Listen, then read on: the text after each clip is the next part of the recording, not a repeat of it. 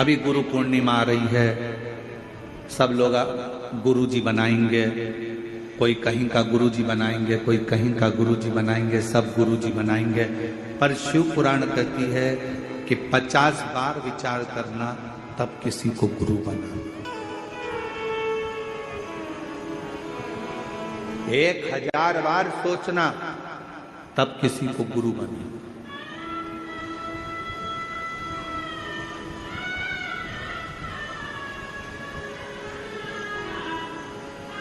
एक मां अपने बच्चे को जन्म देती है और दूसरा गुरु अपने शिष्य को जन्म देता है। मां अपने बच्चे को जन्म देती है और उसको संस्कारों में पिरो देती है और उस बच्चे को बड़ा कर देती है। उसी तरह गुरु अपने संस्कारों से, अपने भजन से, अपने कीर्तन से, अपने मंत्र से अपने शिष्य को श्रेष्ठ बनाकर, माँ अपने बच्चे को संस्कारित बनाकर उसको अच्छी एजुकेशन दिलाकर अच्छी कंपनी में जॉब करा देती है, गवर्नमेंट जॉब करा देती है या व्यापार खुला देती है।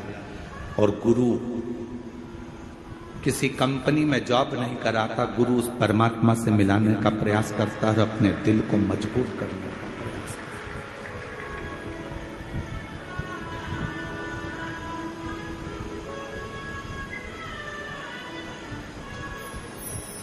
ढूंढो, कभी ऐसा गुरु मत ढूंढना जिंदगी में जो दूसरों की बुराइयों में लगा हो। कभी ऐसा गुरु मत ढूंढना जिंदगी में जो दिन भर निंदा में लगा। कभी ऐसा गुरु जीवन में मत ढूंढना कि जो लोगों के लिए अपशब्द कहता हो। कभी ऐसा गुरु मत ढूंढना जो जिंदगी भर बस श्राप देता हो, बद्दुआ देता हो, अपशब्द कहता हो। जिसके मुख से कभी भगवान का नाम प्रबलता में नहीं निकला, जिसके मुख से कभी गौ माता के कल्याण की बात ना निकली हो, जिसके मुख से कभी राष्ट्र के कल्याण की बात ना निकली हो, जिसके मुख से संसार के उद्धार की बात ना निकली हो, जिसके मुख से कभी छोटी बेटियों को बचाने की बात ना निकली हो, ऐसा गुरु नहीं चाहिए। गुरु वो होना जो हमारा भी कल्याण करे, राष्ट्र का भी कल्याण करे और जगत का भी कल्याण करे, वो गुरु हो। और नहीं मिले तो 1 लोटा जल चढ़ाकर शंकर जी के शिवलिंग पर स्पर्श कर कर उसको अपना गुरु मानकर उसकी आराधना कर। वो भी नहीं मिले, अपने घर में अपना पति है, उस पति को ही उसके वचन का स्मरण कर कर उसी को परमेश्वर मानकर, उसी को गुरु मानकर उसी की आज्ञा का स्मरण करना प्रारंभ कर दो।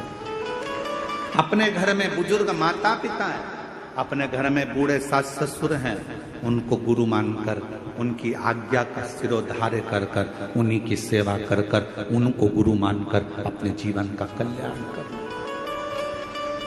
अपने घर में कोई बुजुर्ग है, कोई बूढ़ा है, बुजुर्ग है, बहुत ज्ञानी है, वो उसने जिंदगी के थपेड़े बहुत खाए हैं, कोई ना मिले तो उसको गुरु बना लो।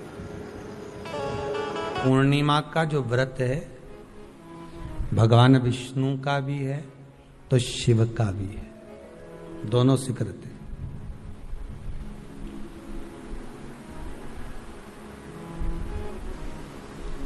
दोनों स्वीकृत है। जिसका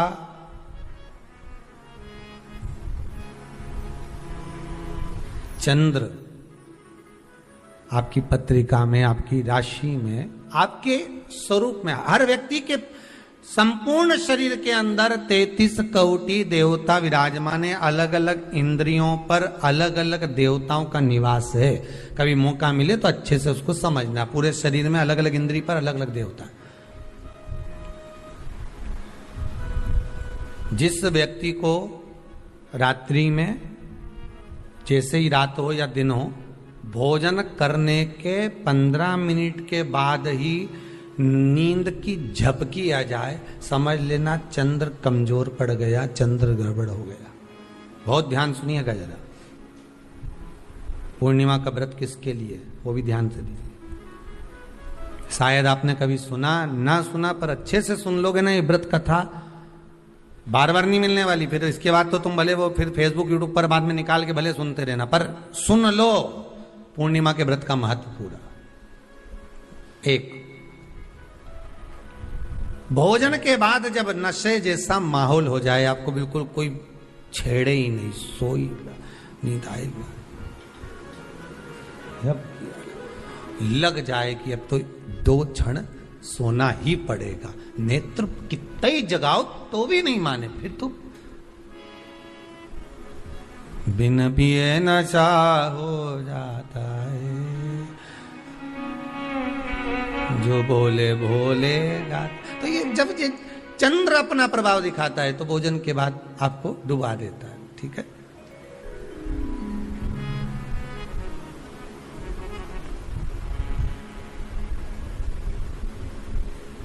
एक बहुत सरल भाषा में कहेंगे, आपको थोड़ा समझना पड़ेगा कि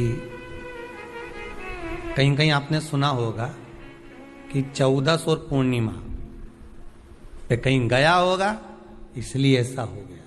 बोले सुना है कि नहीं सुना? 14 पूर्णिमा पे कहीं गया होगा या 14 पूर्णिमा पे कहीं गई होगी तो ऐसा हो गया। क्यों कहते हैं, उसका कारण क्या है?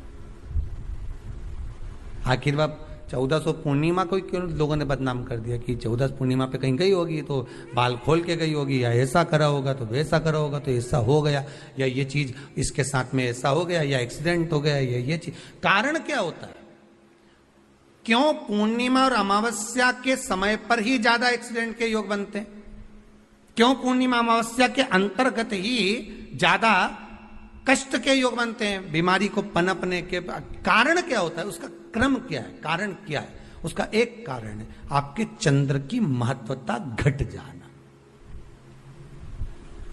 जब चंद्र की महत्वता घटती है तब जाकर शरीर में कहीं ना कहीं रोग की मात्रा बढ़ जाती। रोग अपना प्रभाव चंद्र के कारण दिखाना प्रारंभ, पर मन में बेचैनी नहीं हो, बेचैनी रहे, नींद नहीं आ रही है, कुछ मन में ऐसा लग रहा है कि कुछ होने वाला है, मन में स्थिरता नहीं आ रही, समझ लेना कि चंद्र गड़बड़ हो गया है। अब इस चंद्र को साधना है तो शिव तत्व में जाना पड़ेगा।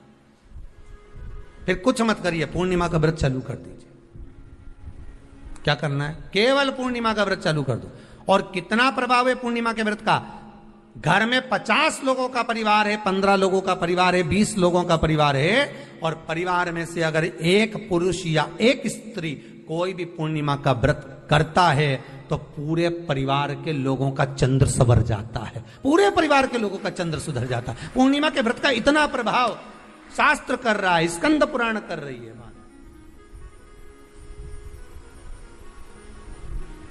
पर व्रत कब से लेना है? पूर्णिमा का, चैत्र की पूर्णिमा से। ठीक है, नहीं तो तुमने सोचा इतना महत्व सुना है पूर्णिमा के व्रत का तो मैं तो आज से ही नहीं खाऊंगा, छू आज से ले लो। तो ये हर कोई सब तुम्हारा मर्जी पड़े, तुम तो आधी रात को उठ के भोजन करने लगो तो ये कहीं वर्णन नहीं। तुम तो आधी रात के नहा लो तो ये कोई महत्व? तो हर चीज का एक समय होता है कि इतनी बजे उठना, इतनी बजे मंजन करना, ऐसा करना।